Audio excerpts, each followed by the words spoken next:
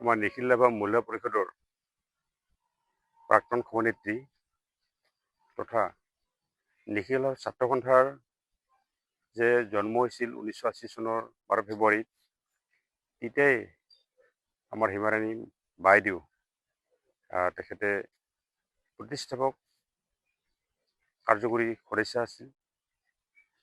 গতিকে তেখেতৰ আজি মৃত্যু, আজি খুব দুখৰ দিন। তেখেতৰ মৃত্যুত আমি নিখিলৰ ছাত্ৰ সন্থাই গভীৰ শোক প্ৰকাশ কৰিছোঁ। তাৰ লগে লগে নিশ্চয়টো ক'ব বিচাৰিছোঁ যে তেওঁ দীৰ্ঘদিন ধৰি নিখিল ৰাভা মহিলা পৰিষদৰ দায়িত্বত আছিল। তেওঁ জিলাৰ সভানেত্ৰী পদত আছিল। তাৰ লগে লগে নিখিল ৰাভা মহিলা পৰিষদৰ প্ৰায় 12টা বছৰ তেওঁ সন্মুখৰ পৰা নেতৃত্ব দিছিল সভানেত্ৰী হিচাপে। সেই সময়ত আমি তেখেতক পাইছোঁ। গতিকে তেখেতৰ যি গণতান্ত্ৰিক আন্দোলনৰ সময়ত যে তেওঁ নেতৃত্ব দিছিল, সেই সময়খিনি মই আজিও পাহৰা নাই। আমি ৰাভা চহৰক ভাৰতীয় সম্বিধানৰ গণ্ডিভুক্ত অন্তৰ্ভুক্তিৰ কাৰণে যি সময়ত তেওঁ যেনেধৰণৰ বিভিন্ন গাঁওসমূহত তেওঁ গাঁও সভা, প্ৰতিনিধি সভাত তেওঁ অংশগ্ৰহণ কৰিছিল, তেখেতৰ বক্তব্য আমাৰ আজিও কাণত ভাহি উঠে। গতিকে তেখেতৰ যি কৰ্ম, সেই কৰ্মখিনিক উঠি অহা প্ৰজন্মই নিশ্চয় আপুনি ল'ব লাগিব বা সেই আদৰখিনি নিশ্চয় আমি কৰিব লাগিব।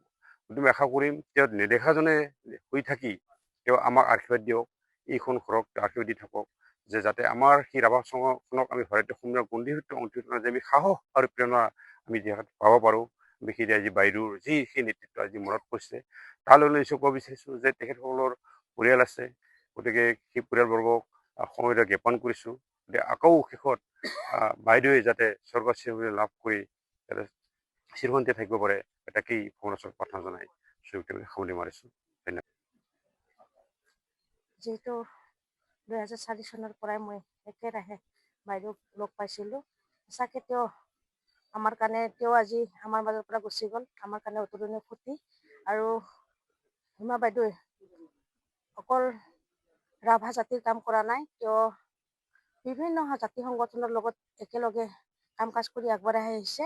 আৰু তাৰ উপৰি তেওঁ 2004 চনত নিখিল ৰাভা মহিলা পৰিষদৰ ভাৰপ্ৰাপ্ত সম্পাদিকা হিচাপে কেইবামাহো ধৰি তেওঁ কাম কৰিছিলে। তাৰ উপৰিও 2009 চনৰ পৰা একেৰাহে 2020-22 বৰ্ষলৈকে তেওঁ সভানেত্ৰী পদ একেৰাহে প্ৰায় 12টা বছৰ তেওঁ সভানেত্ৰীৰ কাম কাজ কৰি আগবঢ়াই ৰাভা জাতিটোক আগবঢ়াই লৈ গৈছে।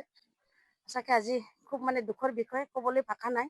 তথাপিও মই আজি আপোনালোকৰ জৰিয়তে হিমা বাইদেউৰ যি দেহ, তেওঁৰ বিদেহী আত্মাই যাতে চিৰশান্তি লাভ কৰক, আৰু শোকাকুল পৰিয়ালবৰ্গলৈও মই এই সময়তে সমবেদনা জ্ঞাপন কৰিছোঁ।